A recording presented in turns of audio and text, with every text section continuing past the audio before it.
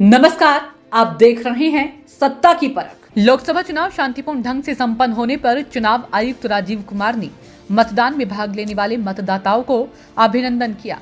Media को संबोधित करते हुए मुख्य चुनाव आयुक्त राजीव कुमार ने कहा कि हमने 642 मिलियन मतदाताओं का विश्व रिकॉर्ड बनाया है।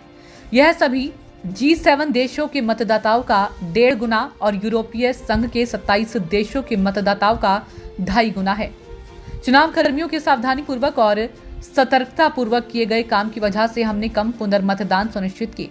हमने 2019 में 540 के मुकाबले 2024 के लोकसभा चुनाव में 39 स्थानों पर ही पुनर्मतदान हुआ था। इसमें भी 39 में से 25 पुनर्मतदान तो सिर्फ 2 राज्यों में हुए।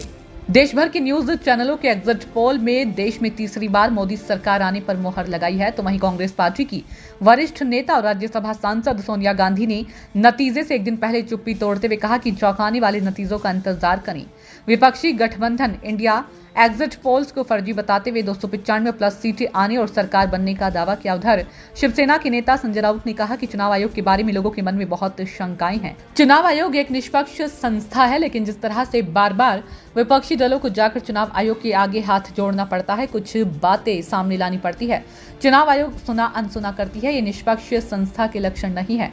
प्रधानमंत्री चुनाव के दिन ध्यान पर बैठते हैं और न्यूज चैनलों का पूरा फोकस उन पर आता है। ये एक प्रकार से आचार संहिता का उल्लंघन है। चुनाव आयोग भाजपा की एक शाखा के जैसे काम कर रहा है। वहीं सपा अध्यक्ष अखिलेश यादव ने चुनाव परिणाम घोषित होने से एक दिन पहले मीडिया को संबोधित करते हुए दावा किया कि 4 जून को देश नकारात्मक शक्तियों से आजाद होने जा रहा है। इस दौरान उन्होंने मोदी सरकार के 10 साल के कार्यकाल पर बयान दिया।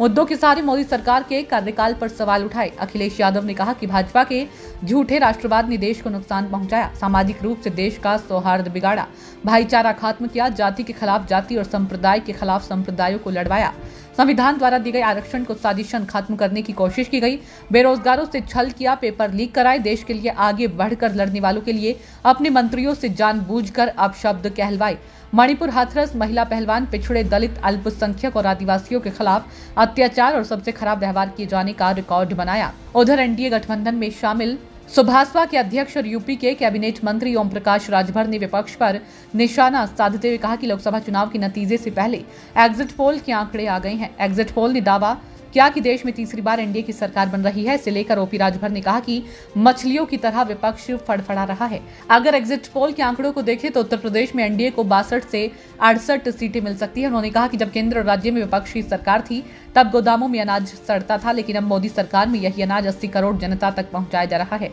अब गरीबों को अस्पतालों में फ्री इलाज मिल रहा है। उज्ज्वला योजना के तहत गैस सिलेंडर दिए जा रहे हैं। अब विपक्ष के नेता क्या बोलेंगे।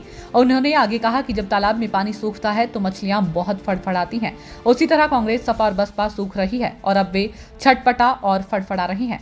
सियासी जानकारों का कहना है कि चुनाव के बाद न्यूज चैनलों के एग्जिट पोल की कई बार हवा निकल चुकी है। हाल ही में कर्नाटक, मध्य प्रदेश, राजस्थान और हिमाचल प्रदेश के विधानसभा चुनावों में जारी एग्जिट पोल गलत साबित हुए। कई चुनाव के मौकों पर सभी अनुमान गलत साबित हुए, परिणाम भिन्न रहे हैं। चुनाव परिणाम आने तक इन एग्जिट पोल पर विश्वास किया जाना ठीक प्रतीत नहीं होता।